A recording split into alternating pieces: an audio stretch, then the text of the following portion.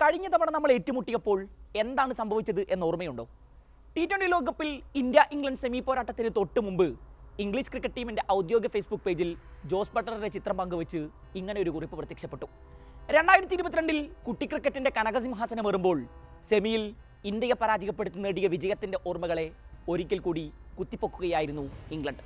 മറ്റൊരർത്ഥത്തിൽ അതൊരു പ്രകോപനം കൂടിയായിരുന്നു. അന്ന് അഡ്ലേഡ് ഓവലിൽ ഇന്ത്യയെ 10 വിക്കറ്റിന് തകർത്താണ് ഇംഗ്ലീഷ് സംഘം ആധികാരിക വിജയവുമായി ഫൈനലിലേക്ക് മാർച്ച് ചെയ്തത്.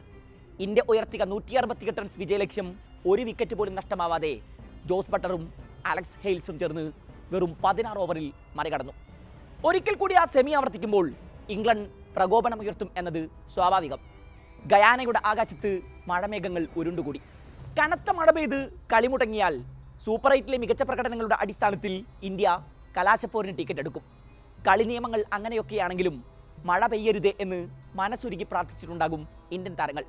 പഴയ കണക്കുകൾക്ക് മൈതാനത്ത് മറുപടി നൽകി പോകുന്നതിനേക്കാൾ വലിയ ത്രില്ലൊന്നുമില്ലല്ലോ. ഒടുവിൽ ആകാശം തെളിഞ്ഞു.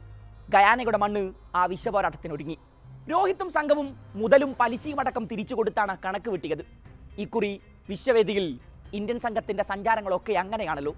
സൂപ്പർ 8ൽ മിച്ചൽ മാർച്ചിന്റെ കണക്കാണ് തീർത്തതെങ്കിൽ സെമിയിലെത്തിയപ്പോൾ ജോസ് ബട്ട്ലറിന് കൊടുക്കാനുള്ള കടമാണ് തീർത്തത്, അതും 100 പന്തിൽ. കളി കഴിഞ്ഞ് ഡ്രസ്സിംഗ് റൂമിലെത്തിയപ്പോൾ രോഹിത് ശർമ്മയുടെ കണ്ണ് നിറഞ്ഞൊഴുകുന്നുണ്ടായിരുന്നു. അയാൾ മുഖം പൊത്തി കരഞ്ഞു. വിരാട് കോഹ്ലി ഇന്ത്യൻ നായകൻ അടുക്കലെത്തി തോളിൽ തട്ടി ആശ്വസിപ്പിച്ചു. രോഹിത് ശർമ്മ എങ്ങനെ കരയാതിരിക്കും? 2022 ഇംഗ്ലീഷ് സംഘത്തിന് മുന്നിൽ നിലതെറ്റി വീഴുമ്പോൾ ഡഗൌട്ടിൽ മുഖം താഴ്ത്തിയിരിക്കുന്ന അയാളെ ഒരു ഇന്ത്യൻ ആരാധകനും മറന്നിട്ടുണ്ടാകില്ല. അന്ന് അയാളുടെ അടുക്കൽ ആശ്വസിപ്പിക്കാനുണ്ടായിരുന്നത് രാഹുൽ ദ്രാവിഡാണ്. 2 വർഷത്തിനിടെ തുടർച്ചയായി 2 കലാശപ്പോരുകൾ. വിശ്വകിരീടമില്ലാത്ത ഒരു പതിറ്റാണ്ട് കാലം പൂർത്തിയാക്കിയ ഇന്ത്യൻ ക്രിക്കറ്റിന്റെ ഫൈനൽ ശാപം ഇക്കുറിയെങ്കിലും അവസാനിക്കുമെന്ന പ്രതീക്ഷയിലാണിപ്പോൾ ആരാധകർ. വെടിക്കെട്ട് ബാറ്റർമാരെ കൊണ്ട് നിറഞ്ഞ ഇംഗ്ലീഷ് നിരക്ക് 171 ഒരു ബാലികേറ മലയൊന്നുമായിരുന്നില്ല. അർഷദീപിനെ 3ാം ഓവറിൽ തുടരെ ബൗണ്ടറി കടത്തി ജോസ് ബട്ട്ലർ ഒരു വലിയ സൂചന നൽകി. ബട്ട്ലർ ക്രീസിൽ നിലയുറപ്പിച്ചാൽ ഉണ്ടാകുന്ന അപകടത്തെക്കുറിച്ച് കൃത്യമായ ബോധ്യമുള്ളത് കൊണ്ടാകണം രോഹിത് 4ാം ഓവറിൽ പദ്ധതി മാറ്റി. ബോളിംഗ് എൻഡിൽ ഇപ്പോൾ അക്സർ പട്ടേൽ. ആദ്യ പന്തിൽ തന്നെ അയാൾ ഇന്ത്യക്ക് വലിയ ബ്രേക്ക് ത്രൂ നൽകി.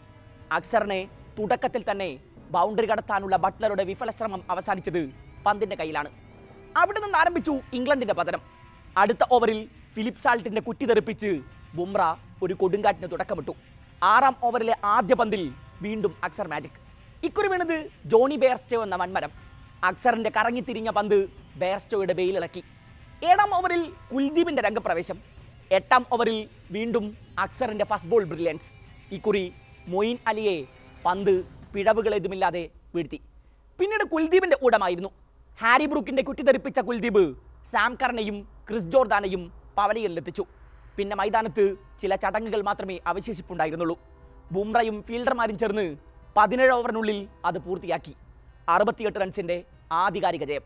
ബാറ്റിംഗിൽ വിരാട് കോഹ്ലിയും ശിവൻ ദൂബയും അടക്കം ടൂർണമെന്റിൽ സ്ഥിരം നിരാശപ്പെടുത്തുന്നവരൊക്കെ ഇക്കുറിയും പതിവ് പല്ലവികൾ ആവർത്തിച്ചപ്പോൾ രോഹിത് ശർമ്മയും സൂര്യകുമാർ യാദവും ഹാർദിക് പാണ്ഡ്യയും രക്ഷകവേഷം വീണ്ടും എടുത്തണിഞ്ഞു. കോഹ്ലിയും പന്തും പുറത്തായ ശേഷം ക്രീസിൽ ഒന്നിച്ച രോഹിത് സൂര്യ ജോഡി ഓസീസിനോട് നിർത്തിയിടത്ത് നിന്ന് തുടങ്ങുകയായിരുന്നു. ടീമിനെ 3 അക്കം കടത്തിയ ശേഷമാണ് ഈ കൂട്ടുകെട്ട് വേർപിരിഞ്ഞത്. 39 പന്തിൽ 57 റൺസ് എടുത്ത രോഹിത് ഒരിക്കൽ കൂടി നിർണായക മത്സരത്തിൽ ഇന്ത്യയുടെ വിജയ ബാറ്റൺ കയ്യിലെന്തി.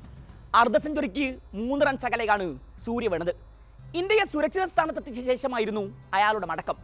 പിന്നെ എപ്പോഴത്തെയും പോലെ അവസാന ഓവറുകളിൽ ഹാർദിക്കിന്റെ നിറഞ്ഞാട്ടം. 2 സിക്സും 1 ഫോറും അടക്കം സ്കോർ ബോർഡിൽ 23 റൺസ് ചേർത്തു ഹാർദിക്. അങ്ങനെ ഒരുപാട് പേർ രക്ഷകവേഷം കെട്ടിയാടിയ പോരാട്ടത്തിൽ അജയ്യമായി ഇന്ത്യ വീണ്ടും ഒരു കലാശപ്പോരിന്. ഇനി ആ കിരീടത്തിലേക്ക് ഒരൊറ്റ ജയത്തിന്റെ ദൂരം മാത്രം. മുമ്പിൽ ആദ്യമായി കലാശപ്പോരിനെത്തുന്ന പ്രോട്ടീസ്.